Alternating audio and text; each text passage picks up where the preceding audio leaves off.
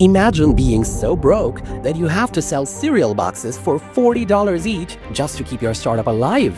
Strangers eating Captain McCain's cereal became their only shot at survival, a desperate move that had nothing to do with their real idea.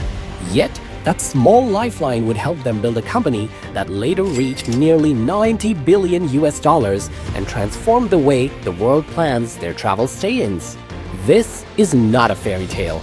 And this is certainly not an exaggeration, because this is the true story of Airbnb, and it begins in October 2007 in San Francisco, California, where two young designers were about to make one of the craziest decisions in their lives. Our story begins on a rather desperate note with Brian Chesky, who had moved upstate from New York to San Francisco with dreams of becoming an artist and designer. His parents, Deborah and Robert, both worked as social workers. His childhood friend from design school, Joe Gebbia, who grew up in Lawrenceville, Georgia, as the son of independent health food sales representatives, invited him to share his apartment. But there was one massive problem that neither of them had anticipated when they signed the lease together. Their landlord raised the rent by 20%, and neither could afford it. Then Joe noticed something.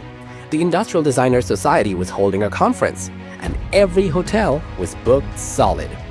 Joe sent Brian an email with a wild idea: turn their loft into a designer's bed and breakfast with air mattresses and breakfast included.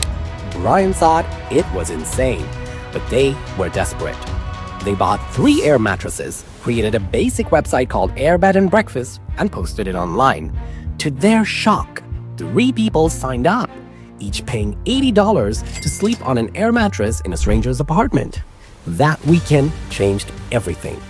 They realized they had landed onto something bigger than paying rent. They invited Nathan Blecharczyk, a brilliant Harvard-educated programmer who had grown up in an upper-middle-class family in Boston and who had funded his way through college by running an internet software business he had started at the age of 14, to join them as a technical co-founder and build a proper website for their new idea. In August 2008, they launched airbedandbreakfast.com with visions of revolutionizing hospitality. Little did they know, a deep trough of sorrows was awaiting them up ahead. I pack everything in the backseat of a Honda Civic. I have $1,000 bank. I get to San Francisco, and then Joe tells me the rent is $1,150. And I thought, wow, I should have asked that before I came up to San Francisco. All the hotels are sold out, and we had this idea. We said, well, what if we just turned our house into a bed and breakfast for a design conference? Unfortunately, I didn't have any beds, but Joe had 3 air beds. We pulled them out of the closet, and we called it airbedandbreakfast.com. The first official launch of airbedandbreakfast.com was scheduled to coincide with South by Southwest, the massive music and technology festival in Austin, Texas, in March 2008, because the founders figured that thousands of festival attendees would need places to stay, and their platform would be the perfect solution. They stayed up nights perfecting the site, sent press releases, and posted on every platform they could find, and waited eagerly for the bookings to start rolling in on launch day. They received exactly 2 bookings for the entire 5-day festival, and one of those bookings was from Brian Chesky himself. This meant that their grand launch resulted in exactly 1 real customer, and that customer also immediately cancelled.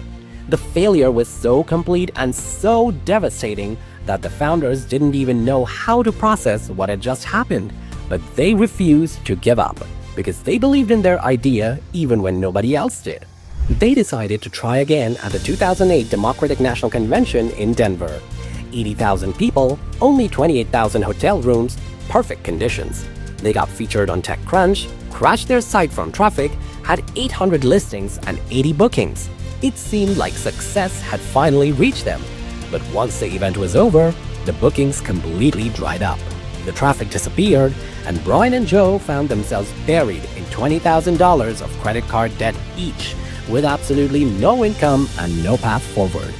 They ate ramen for every meal, couldn't pay rent, and received rejection after rejection. More than 15 VCs turned them down, thinking that the idea of strangers living in strangers' homes would never work. With maxed out credit cards and no investors, they got desperate.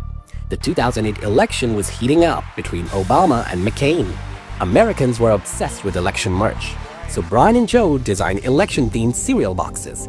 they bought $1,000 of generic cereal in bulk, created Obama O's with the slogan "Hope in Every Bowl" and Captain McCain's, featuring McCain as a naval captain. They sold them for $40 each. Obama O's sold out. Captain McCain's moved slowly, so the founders ate the leftovers for every meal just to survive. The cereal campaign raised $30,000, barely enough to survive a few more months. Joe Gebbia and Brian Chesky. They had created a website, airbedandbreakfast.com. Now the team has made another contribution, as you can see here, to the presidential campaign with partisan cereals, Obama O's and Captain McCain's. But it caught the attention of Paul Graham, founder of Y Combinator. He was skeptical about air mattresses, but blown away by their creativity and hustle. Anyone who'd sell presidential cereal to fund their startup had an unstoppable entrepreneurial spirit. And that's when Airbnb achieved a major breakthrough. In January 2009, Y Combinator invited Brian, Joe, and Nathan to join their winter batch and gave them $20,000 in seed funding in exchange for 6% of the company. Paul Graham immediately began working with the founders to refine their business model, and he suggested they shorten the name from airbedandbreakfast.com to simply Airbnb, which was catchier, easier to remember, and did not limit them to just air mattresses and breakfast. Then Paul made a simple observation that changed everything. He looked at their listings and noticed that the photos were terrible, blurry, poorly lit, and uninviting. He asked, "Why don't you take better photos?" The founders resisted. Hiring photographers for every listing seemed expensive and unscalable, but Paul convinced them. Sometimes you need to do things that don't scale in order to learn what works. Brian flew to New York, where most hosts were located. He spent weeks going door to door, meeting hosts, photographing properties, and staying in listings himself. This revealed what they had missed, building technology from afar. Hosts needed guidance on descriptions, amenities, and pricing. Professional photos immediately led to 2 to 3 times more bookings. More importantly, Brian's visits built trust with hosts who had been feeling isolated. By March 2009, they had 2,500 listings and nearly 10,000 users. Real growth finally happened.